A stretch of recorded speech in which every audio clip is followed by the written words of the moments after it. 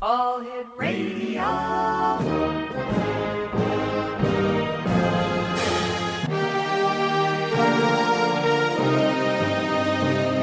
Welcome to the X Zone, a place where fact is fiction and fiction is reality. Now, here's your host, Rob McConnell.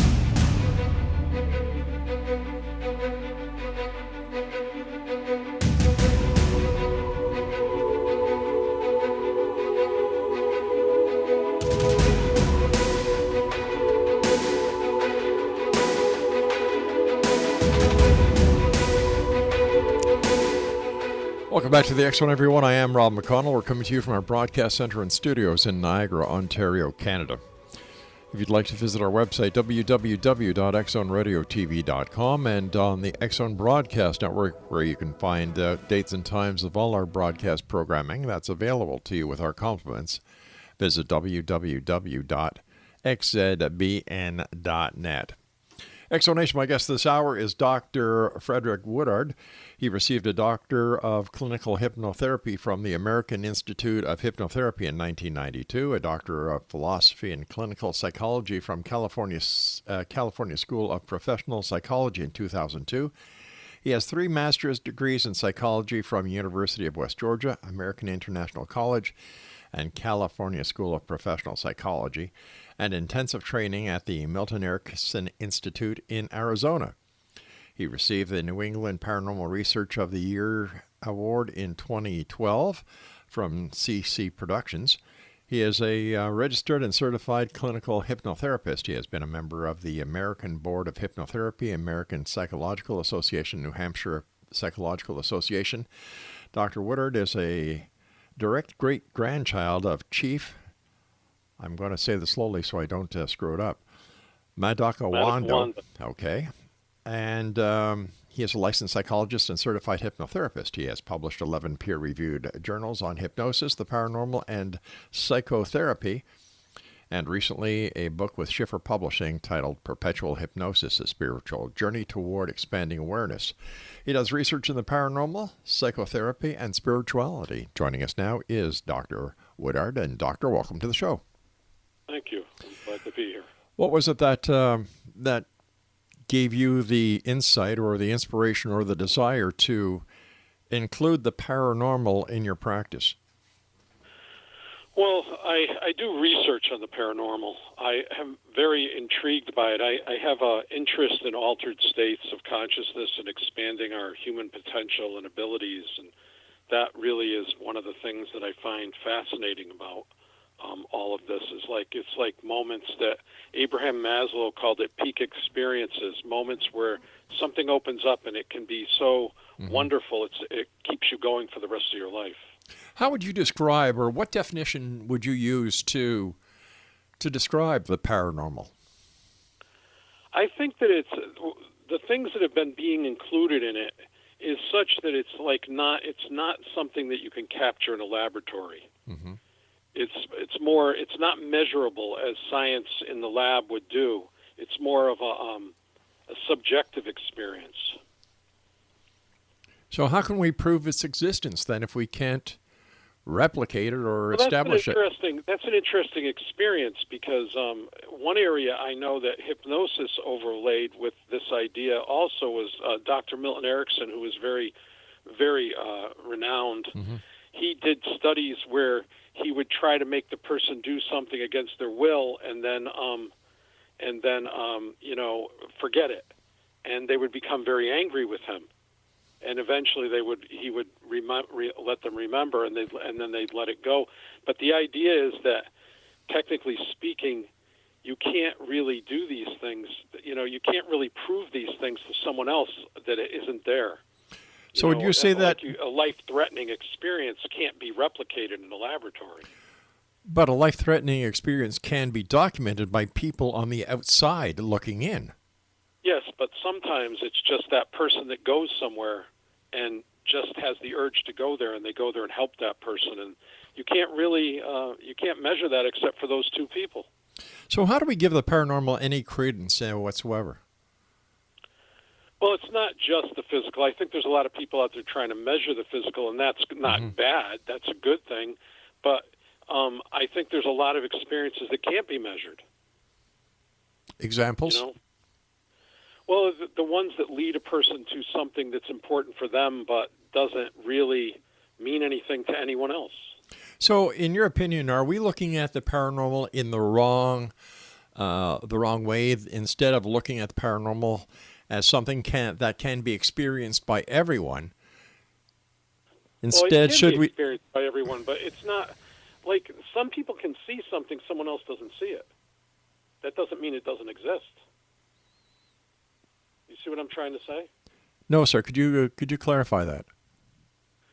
All right. So somebody communicates. I had a client. I had one subject that I used for my research that they couldn't find their father's documents to finalize the estate, Mm-hmm. and they had pretty much given up. And all of a sudden, she was getting ready to go to bed, and she smelled her father's tobacco, and she looked down at the end of the bed, and there he was. And he told her to go over to the house, go in the coin saver, and you'll find the document.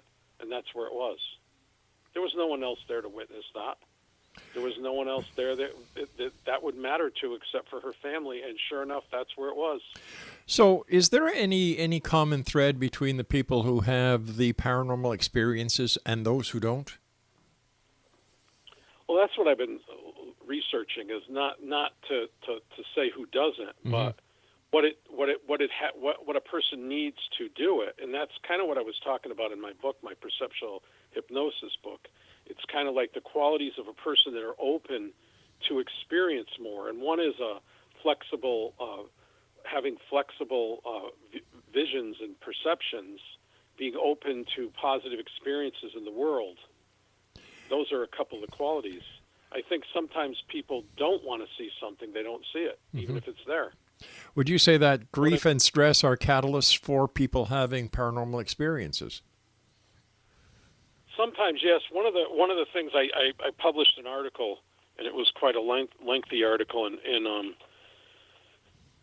in Psychological Reports, which was a journal that was around for a long time, and now it's over to Sage Publications. But one of the things was that some of the experiences these people have that I found fascinating was that it went against their own beliefs. That unusual experience, they have nothing to reference it to. It's not like it was a wish fulfillment because they didn't even imagine that was possible.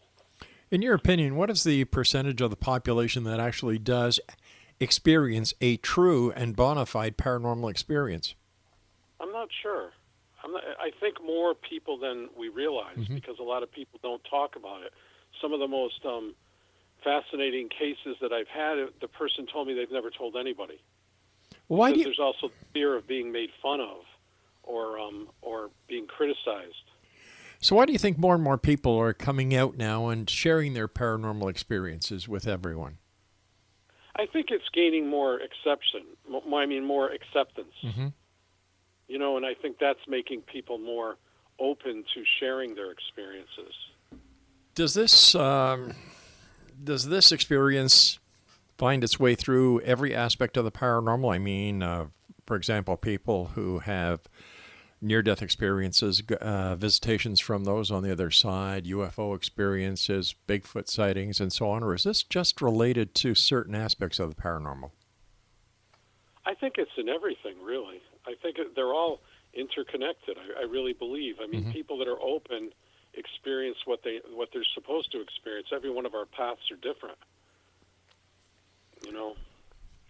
But I think there is an overall ability to perceive something or not perceive something. I remember watching an old movie once. It was on a poltergeist experience, and the woman had a psychologist, and then she had a doctor's, and she got saw by everybody, and nothing really solved it.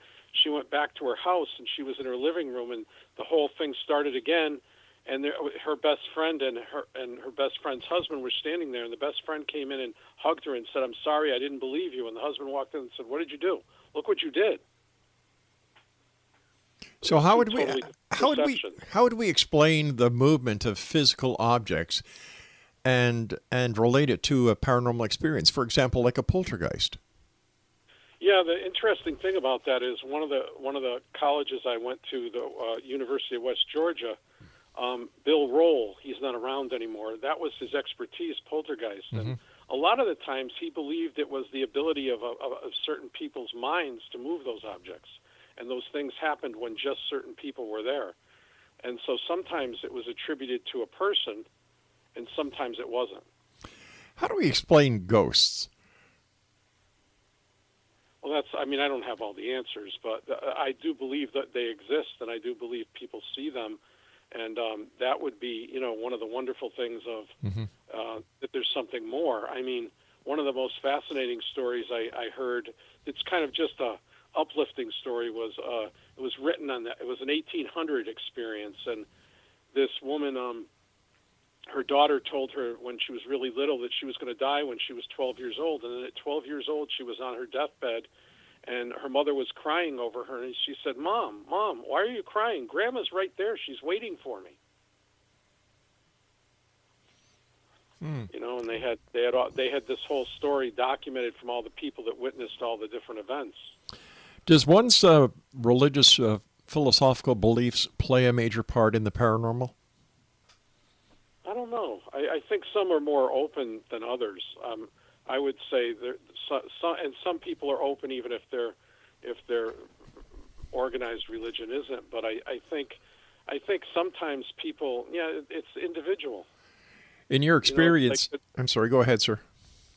No, go ahead. What were you going to say? I was just going to ask you, in your experience, what would you say the percentage of a true paranormal experience is compared to one that has been created by the person who may be suffering from some psychological malady?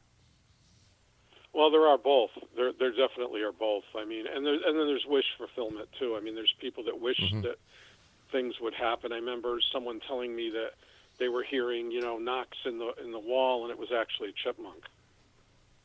So how do we validate either one? How do we establish if it's a paranormal experience compared to someone who is having mental problems or is suffering from a mental disorder or a chemical imbalance? Well, I think part of it's the actual consequences. It's the actual, they're the genuine, really important ones that you would say have validation, like you're talking about. If you want to talk about a subjective experience, would be when the event is proven. For example, there was a story I documented in my journal article about a woman that was in England, a housewife, and she had been meditating, and she saw an attack on Israel during an Olympic event. And described it in detail, sending a letter to Golden Meir, dated the date that it appeared to her. She gave them so much information, they were able to stop it. It was so detailed. And she had no connections to anybody, no involvement with anyone. And so there's the experience the person talks about, and then there's the event. It's sort of like the woman talking about how her father said the document was in the coin saver. Well, it was. But how can we actually validate what this lady said to be true? Well, that's right. That's where I used, subjective truth. For her, she didn't know where it was. They looked everywhere. This event happened, and she found it. Coincidence? Well, some people might say that, but that's hard to believe that you're just going to create the truth with coincidence. Many people would say it's very hard to believe that you could actually get a communication from the other side and telling you where something lost is, and there you go to where it was said to be, and there it's found. Right, but that does happen. All right, sir, please stand by. You and I have to take our break for this segment. In Exonation, our guest this hour is Dr. Frederick Woodard. And if you'd like to find out more about the doctor, please visit his website at WOODARD Hypnosis and Psychotherapy.org/paranormal.html. This is the X Zone. I am Rob McConnell. Send me your emails. Are you a believer or a skeptic? xzone@xzoneradiotv.com. We'll be back after this break. Don't go away.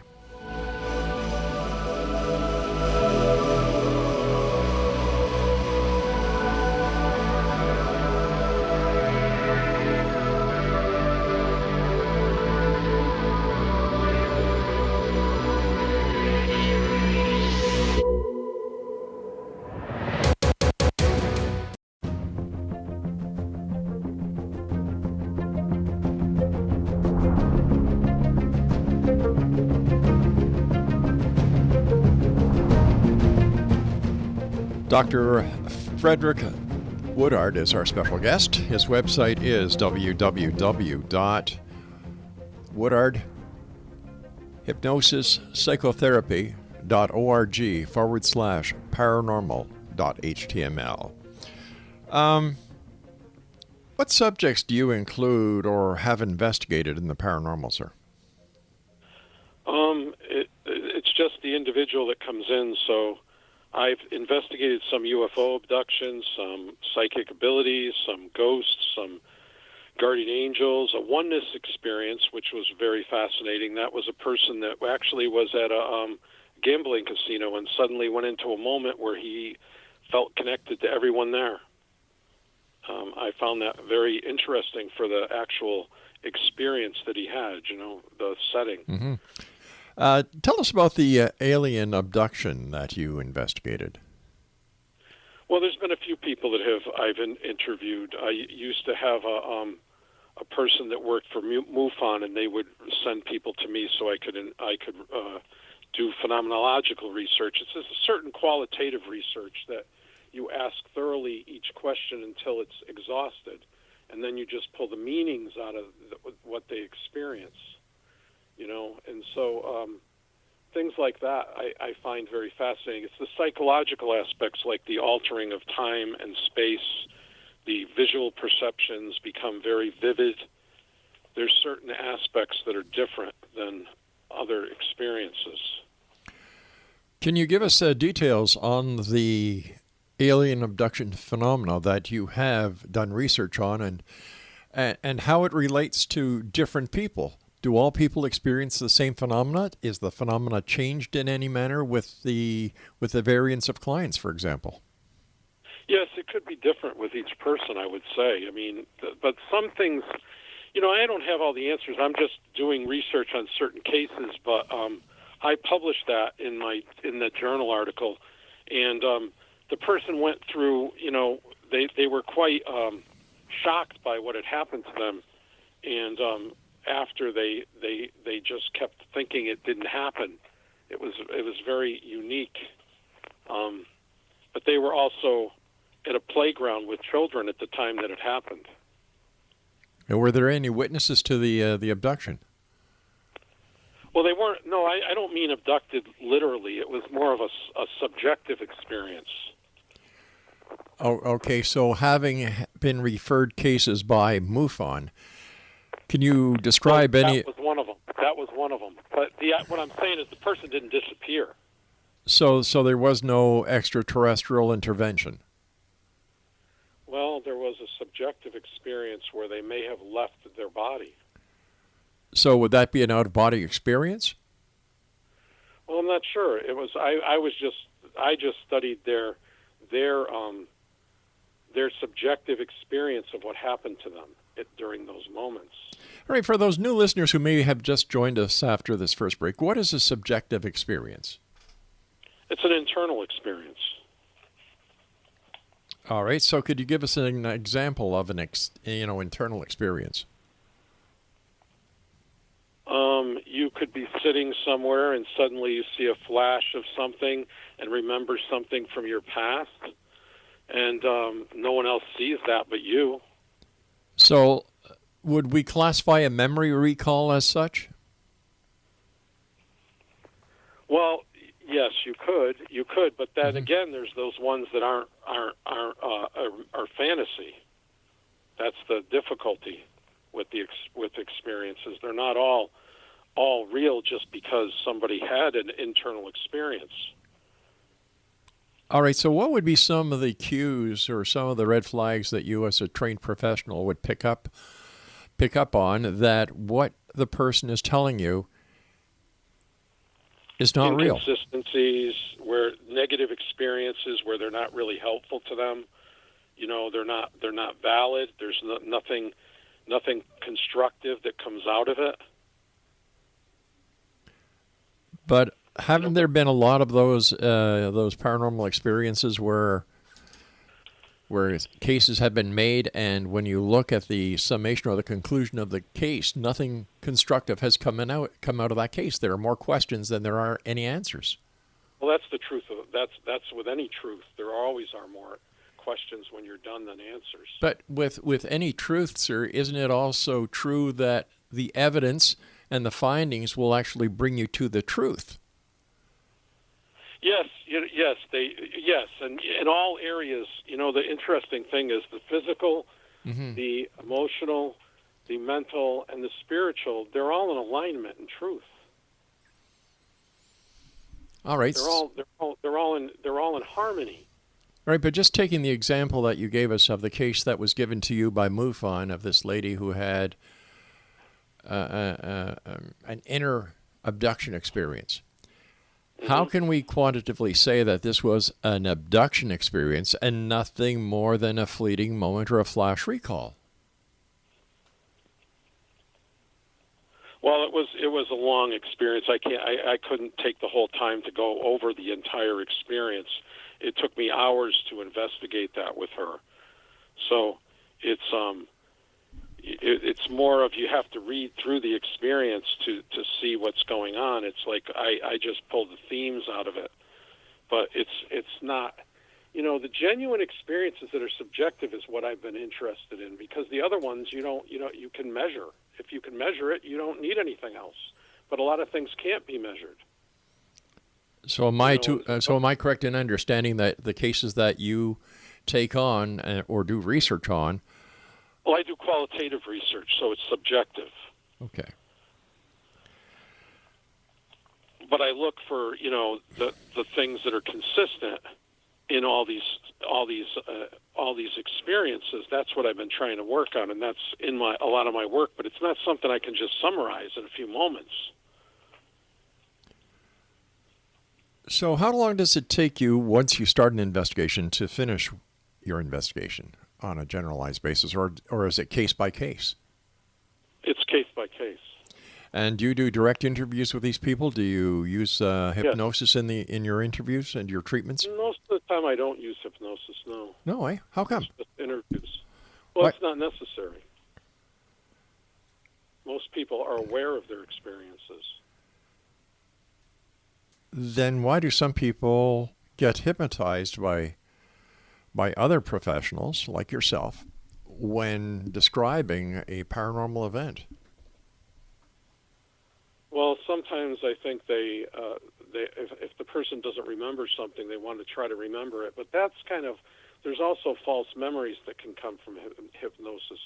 So when a person can remember it without hypnosis, it's much more effective. All right, but I'm having a bit of maybe I'm not understanding this right. When if you're talking to somebody, they're giving you their story. Yes. How can you be 100% certain that what the person is telling you is the truth? Well, if you interview them enough, you can get a sense of what is valid and what isn't valid. I know a number of police investigators who have excellent interview skills who have been duped by some of the very best. So how do we apply? Well, I'm not talking about truth in the sense you are. I'm talking about the characteristics that all these experiences share. Oh, I see. So it would be the truth as the experiencer has experienced it. Consciousness is looking at consciousness. Like I said, one of the things is images become much more vivid. The memories are a lot more clear. They're experiences that are hard to forget. If you look at the research, when people look into some of these experiences, they're not things that happen to them every day. Right. But they're very rare. But sometimes they're once in a lifetime. Sometimes there's several in a lifetime, and one or two, and the person has a hard time letting go of that experience. I mean, I know there's a lot of coincidence stuff. I see that, but that's also what Carl Jung called as synchronicity. And one of the things that he spoke about was, in his office one day, a picture fell, and he wrote down the time, and that was the moment that person in the picture died. It was a meaningful experience. All right, excuse my skepticism, but was anybody in the office with Carl Jung when this picture fell? Well, that's the point. See, that's what I mean by subjective truth. It Right. only matters to that person. So why is No this? one- So why would this be important for anyone else, if it is just Well, subjective? The important part, see, that's where I'm trying to, I guess that's where maybe you're trying to go. The important part is that it opens you up as a person to, there's something there's something meaningful happening in a different way than I was taught. I see. And then you're more aware of that, but it doesn't necessarily change anything. It's not like you're changing, the world, but you're changing how you see the world, and then that changes your understanding of the world. But that's only if those are real, if those are Right. real experiences. So if someone does not experience or share the experience that the person claiming to have the experience with, it will have no valid effect on them, and it'll be of no significance to them. Am I correct? Right. And I got you. it's not. It doesn't matter. It's not important. It's only important to that one particular person who had that experience at that moment. But if that is the case, or why is this a subject of research then, if it only affects the person that has the experience? Well, because I think if people are open to that, they'll start to understand those experiences are meaningful sometimes. There's lots of, I remember one of the things I put in one of my journal articles, there was a biker I met at a gym, and he knew I was investigating those kind of experiences. And he told me about how one day he was driving his motorcycle and he slipped on some sand and his bike went down and he injured himself, but not badly. Mm-hmm. And as he was laying there, he heard a voice say to him, "Get up right now if you want to live." And he moved, and right when he moved, the truck went right over the spot he was laying down on. That's meaningful to him. It saved his life, but it doesn't mean anything to anyone else. Could that be the small voice at times that gives people certain messages that, for example, like guardian angels? Right. It could be. Yes, exactly. It could be. The source of it is the hard thing to understand. That's Mm-hmm. I don't try to put an answer to that, but there's many experiences like that. There's people that have had experiences where they're not present and they see what's going on, and then they check on it, and sure enough, that's what's happening.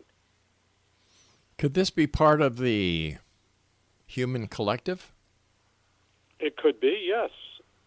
It very well could be. I'm not labeling those things. I try to do, when I say phenomenological research and qualitative research, I'm just trying to point out those events in their as they happen, not put on labels on it or anything. You know what I mean? Just describe it. I understand. So, yeah. I understand that, but do you do an analysis, a data analysis between all the different cases that you do research on to see if you can come to any conclusion? Well, yeah, but they're those kind of themes that, like I said, two of the biggest ones are like the vivid images. Mm-hmm. One of the things with ghosts that's interesting is I've had a handful of people that told them to stop, and it all stopped. Just stopped. Could that be because the person has had problems and they themselves are manifesting the ghost, and when the person tells them to stop, they recognize that they have the power to stop whatever is in them manifesting these ghosts? Well, it wasn't a problem because the situations where that happened, that wasn't affecting that person in a negative way. Oh, gotcha. All right, stand by, sir. We've got to take our news break at the bottom of the hour. And X Zone Nation, our guest this hour is Dr. Frederick Woodard. And if you'd like to get more information on the doctor, visit his website at www.woodardhypnosis-psychotherapy.org/paranormal.html. This is the X Zone. I am Rob McConnell. We're coming to you from our broadcast center and studios in Niagara, Ontario, Canada. Skeptic or believer, send me an email, xzone@xzoneradiotv.com. We'll be back on the other side of this break. Don't go away.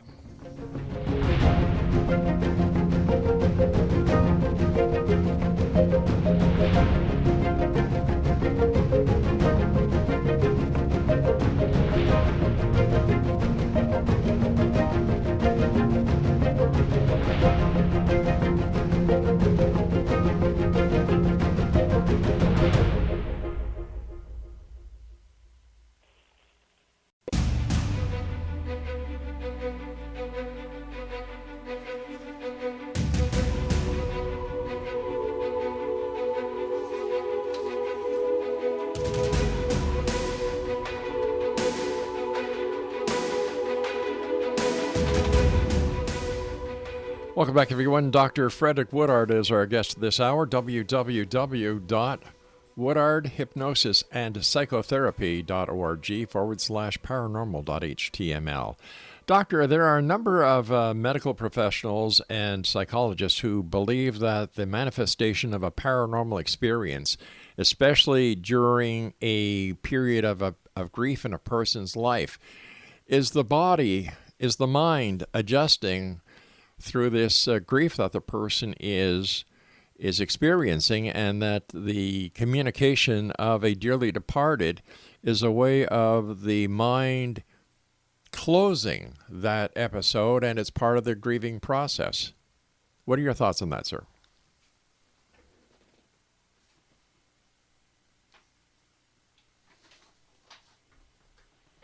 Are you there, Doctor? Yes.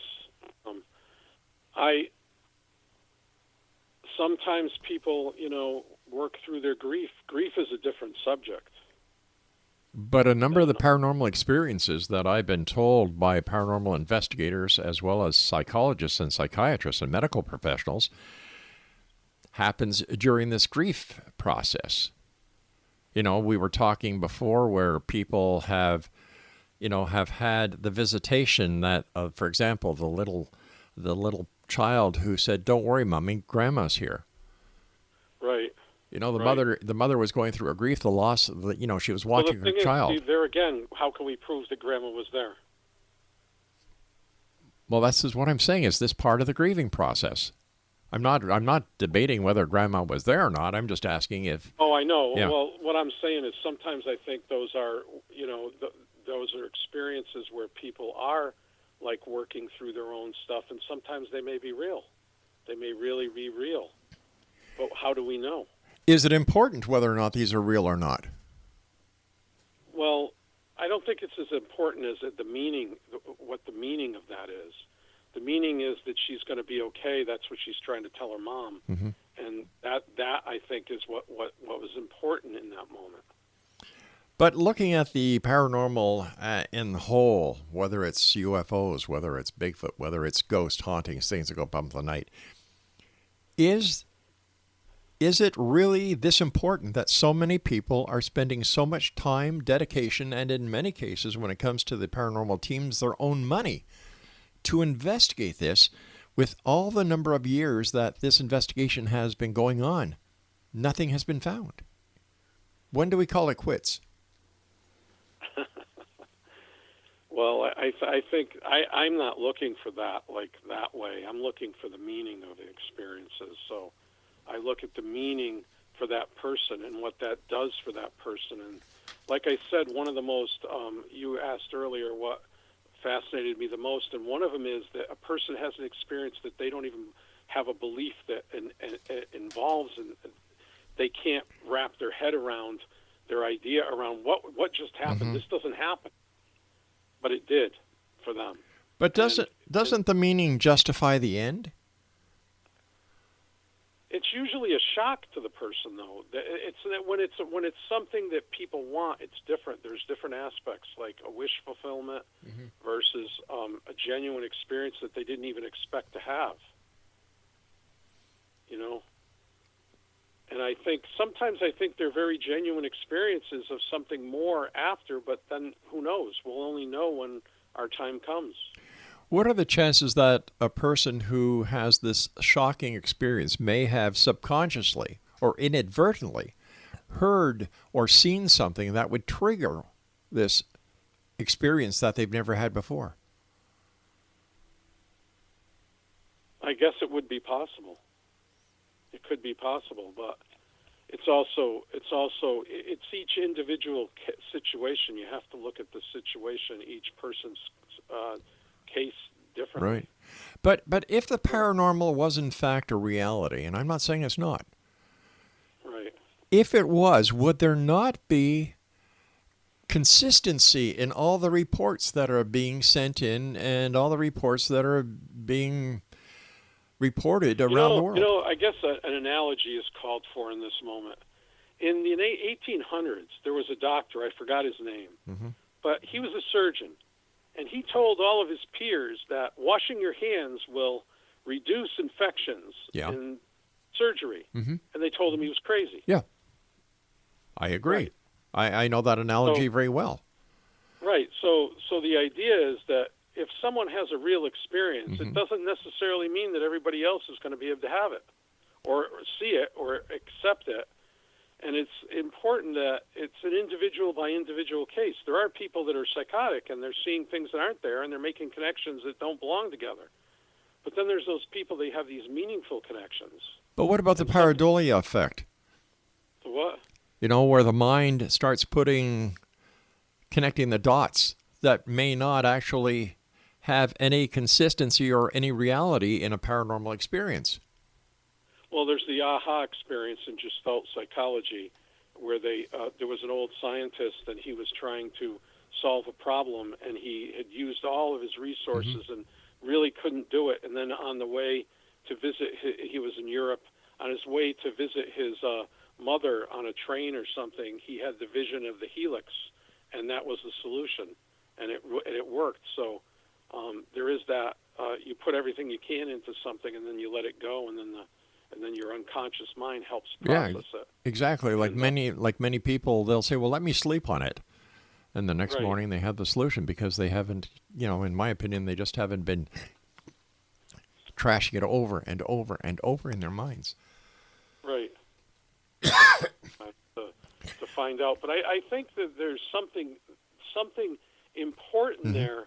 But I also think there's a lot of people that dismiss it because it's not productive, it's not monetary, it's not going to give me something. But those things are important. I think meaningful to individuals and help them find their way in the world. That doesn't necessarily have to be big and important for the world in a monetary, scientific proof way, but in an individual kind of growth way. So that, you become a more aware person in the world and you understand more. It's just like some of the Native American ways. I respect them so much, my distant cousins. I respect so much of their stuff, and yet it's sometimes belittled and ignored and not even given any credence. But isn't that the same individual choice that a person has, whether or not they acknowledge something from the past as to whether or not a person has actually had a paranormal experience? Right. Well, yes. I mean, the idea is it's each person's choice whether they want to. I'm not trying to convince anybody to do anything they don't want to do.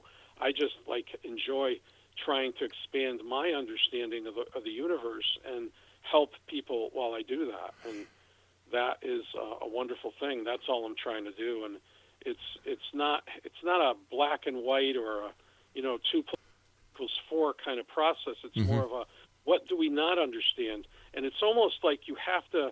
One of the things about phenomenology is you have to let go of your preconceived notions or anything that you think you know to see something beyond what you know, and it's so hard for people to do, so hard to let go.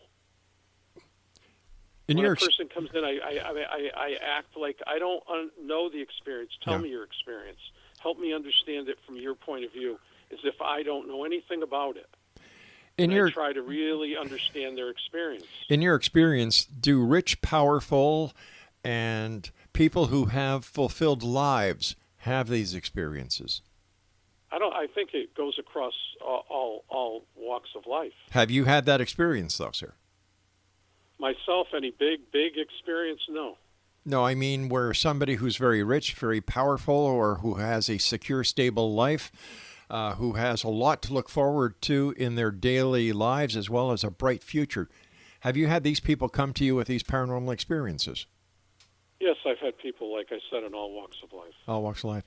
What is your basic aim, sir, in the new book that you're writing? What would you like readers to walk away with after they've bought your book and read it? Well, if the new book that I'm working on would be the idea that once they see the things that are common from all these different experiences, that means all the different things you just talked about, not just one, but all of them, then that might help open them up to be more open to have those experiences. Something you said before was in your work, one of getting closer to the universe or understanding the universe.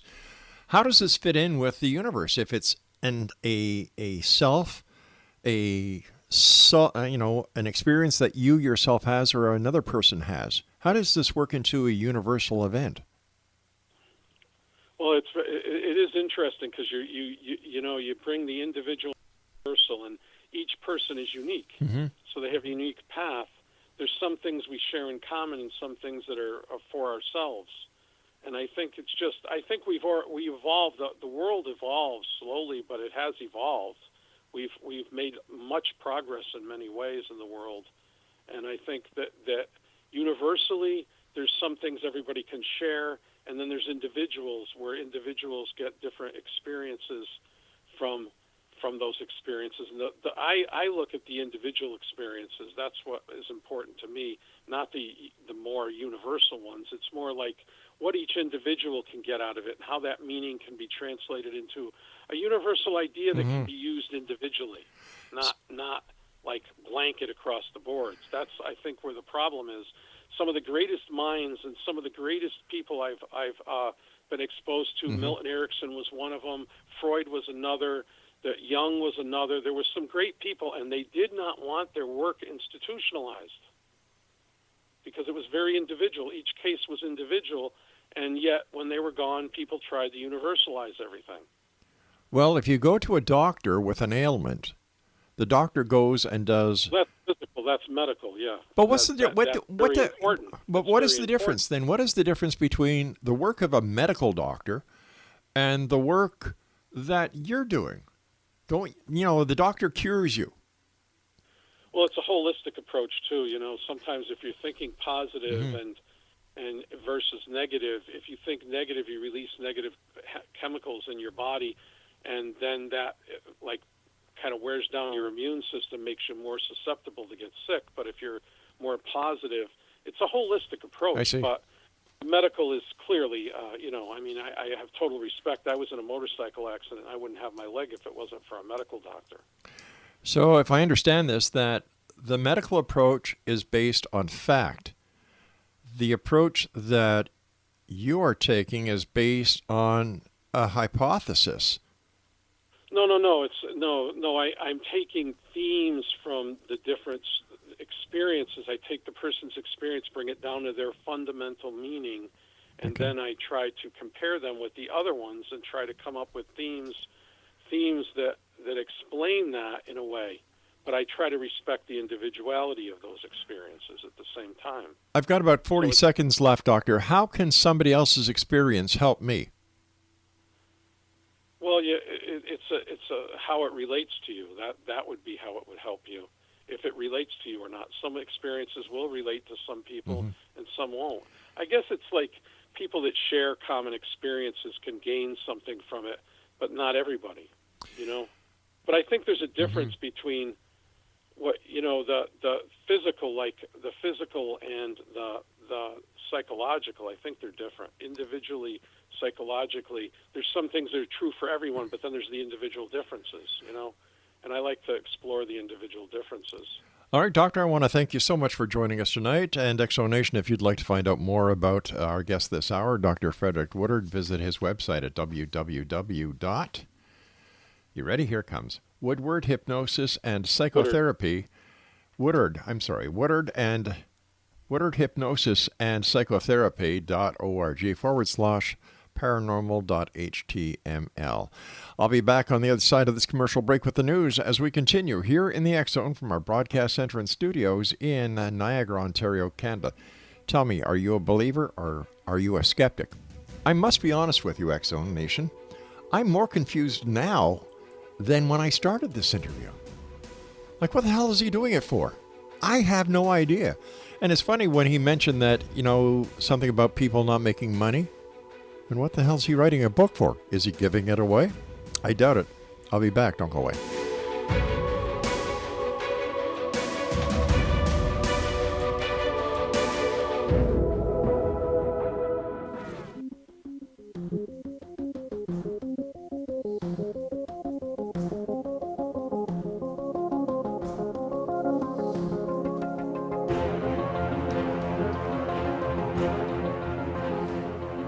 Welcome back, everyone. You're listening to the X Zone Radio Show, broadcast around the world on the X Zone Broadcast Network, Talkstar Radio Network, Mutual Broadcast Network.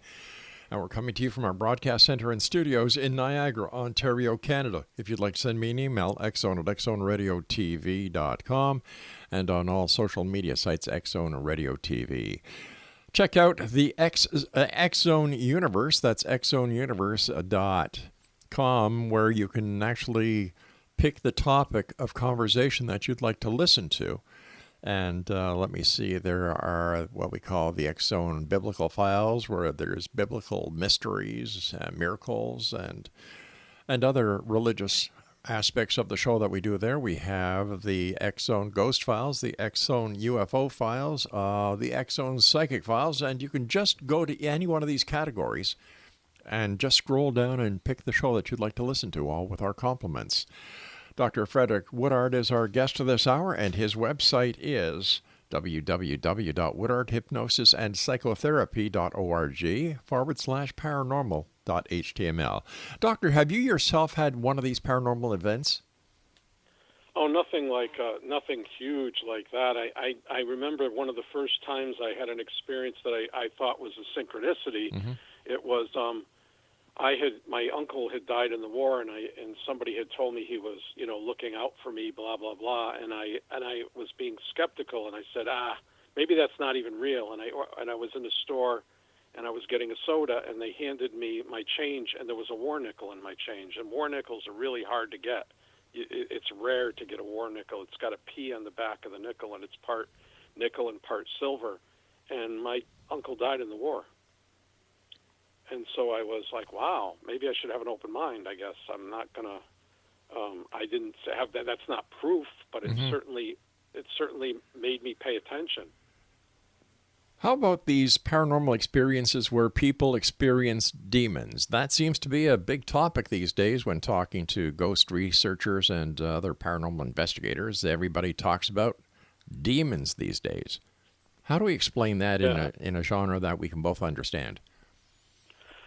That I haven't worked with too many people that have had demonic experiences.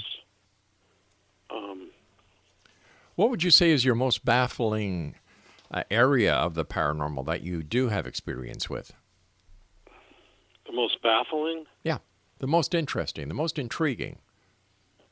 The most intriguing is how people know something before it happens, or they're aware of something in another location that's taking place at the very same time that they're experiencing it, and they can't physically be there. I find that fascinating. Or there was a really interesting case I came across that was published by a woman that had regressed a woman back into like the 1500s in Spain, and all the details of the regression included the fact that there were only 2 inquisitors there at the moment, and there was actually a university in the area, and so the therapist had contacted the university, and they said, oh no, there was always 3 inquisitors there at the time, blah blah blah. Well, she went and researched it, and literally at that moment in time there had only been 2.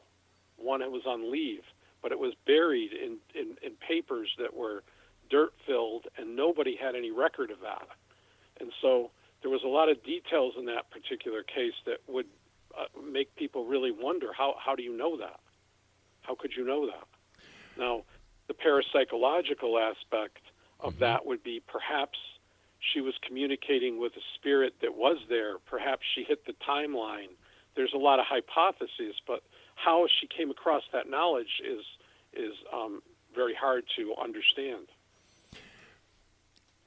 In your research, has there been any correlation with animals and the paranormal? I haven't had any actual cases of animals, but I've heard of cases of animals. Could you share them with us? Well, there was one there was one that I saw on TV. It was very fascinating. It was this couple down south, and the guy was a farmer, and his wife had cancer, and she was dying, and they were in their 30s. And he was trying to keep the farm going and trying to go and support her, and he was losing his energy, and then all of a sudden this dog showed up. And this dog kept hanging around him, and he seemed to be getting more energy, and then all of a sudden his wife started getting better, and one day he took the dog in the house and put him in a porch where there was a 10-foot high fence that no dog could literally jump. And in the morning he came out and the dog was gone, but the dog came back the next day, and was with him again. And eventually his wife came home and her cancer was cured, and they brought the dog into the bedroom and locked the door. And in the morning they woke up and there was no dog. He believed that dog was like a guardian angel type that came along to help him and his wife recover from that experience. Are children more susceptible to paranormal experiences than adults? I'm not sure. I think, well, it depends. I guess it would depend on who you talk to. I remember a book written by a teacher who was saying that younger kids that remembered more things, and then as they started to reach their teenage years, they remembered less. And it wrote a whole book on all these experiences these kids had told him about. But my experience, I've gotten more stories from adults than children. Do you get referrals from ghost investigators as well as MUFON? Well, I have. Yes, I have people who I do subjective interviews. I do a specific kind of research where I interview the person. I see if there's an experience, and I like to have the correlation of a life event that correlates with whatever is going on. And I research certain types of people. I don't not just anyone. I have to ask you at this time, why would MUFON or a paranormal investigative team refer someone to you if you cannot give any proof of the event happening? Well, it's not that. They're not doing it for proof. They just come to me so I can do the research. All right. I'm doing a different kind of research than a lot of other people. I'm just looking for the themes and all the experiences from what people are telling me from more of a psychological, theme-oriented way, what they all share, not necessarily, physical evidence and all that. Can we say it's more or less a data mining exercise? It's more of a psychological profile kind of thing. What are all these people sharing? What are they all experiencing similar? I actually am working on a book right now that will actually come out that has all that in it, and I don't want to just start talking about it prior to the book being published. But I've been working on it for a long time, since like 2000. But I asked you before if there were any common threads, and you said no. Well, I said that I haven't like published that yet. So I'm working on that right now. So are you saying that there are? I told you that were common were in my journal article. So like the contrary to what their beliefs, unexpected, contrary to their beliefs, change in time and space, things like that. The vividness of the experience. Okay, external influences. All right. So am I to understand that you, even in your book, there will be no conclusive evidence, either saying that the part. Wait a second. By that, it's like what I notice is there's one of the themes was an active relationship with our universe, and then I use examples to point that out, or social psychological influences. People are fearful of being viewed as crazy or mentally ill, so they don't share their experience. Healthy people. Why wouldn't negative reactions from others, things like that, cause people to not want to share their experience. But here we are in the year 2020. We're going into the year 2021. The paranormal is all over the place. Why in today's society would anyone have a fear of discussing or talking about a true experience that happened? I don't know. I guess that it's just very common. Okay, so all right. So in your book, all the data that you have amassed over the years that you're going to be revealing in your book, I can understand why you may not want to, reveal some of your book that may thwart sales. I was kind of hoping that it would increase sales. Well, it's not. The book isn't published yet. That's why. I see. My other book is my hypnosis book is published. And I touch on some of the experiences in there, some of them, but not all of them. What kind of experiences have you touched on in the book that you published that we can talk about? Well, one was a shadow figure experience that was quite frightening to a person, and I actually worked with them on that with some hypnosis that had actually helped them get through that experience, but they had a hard time releasing it, and then eventually they were able to let it go with using some imagery and some things like that. So when you say they were able to let it go, I would imagine that you're talking about the shadow figure that they were seeing. Right. The fact that you were able to get them to let it go, does that mean that it only resided in their mind, and once you were able to make that? Well, it seemed like there was a physical things going on with it, but the point is I didn't do anything. They did. I just helped them. You can't do something for someone else. They have to do it themselves. No disrespect, sir. Then why did they have to go through hypnosis? Well, the point is I guided them, but I couldn't make them do it. They had to do the work. I couldn't do the work for them. All right. How does hypnosis work then? Well, hypnosis is really self-hypnosis. It's just your consciousness. It's just learning to use the tool in a better way. It's like more focused and concentrated. John Elliotson wanted to reword it to one idea, to focus on one idea, totally just on that idea. But it's really your mental abilities. It's just being able to focus on them.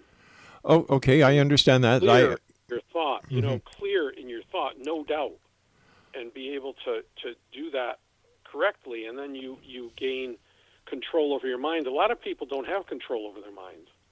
It's like philosophically speaking of unreflected and reflective thinking. Unreflected thinking is you just respond to anything and forget about it, and you don't even remember what you said. Reflective thinking is, gee, why did they say that? What would happen if I said this? And you kind of process it before you just respond.